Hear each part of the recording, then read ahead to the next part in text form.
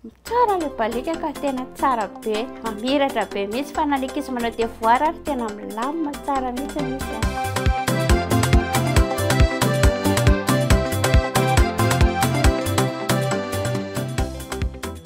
Olgany anarako, mpanotra ny asako a, mampiasa balika. Tamin'ny télé tompoko.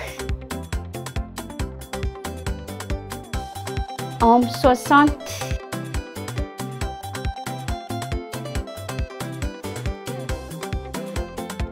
Herintaona zany ampiasaiko balika. Manotra hatramin'izao a, fa amin'ny valo amin'ny fito tapitra ny olona taminay. Lampo kelina telefona nampiasaina rehefa misy olona dia mijaly be, dia no misy balika dia balika nampiasaiko mazava tsara, tsy mijaly tsony aho. Manentana anareo rehetra izay mbola tsy nahazo, afaka mividinareo any amin'ny Telma. Tsara ilay balika ka tena tsara be, mamiratra be mihitsy fa nalika izy manao devoir ary tena milamina tsara mihitsy izy.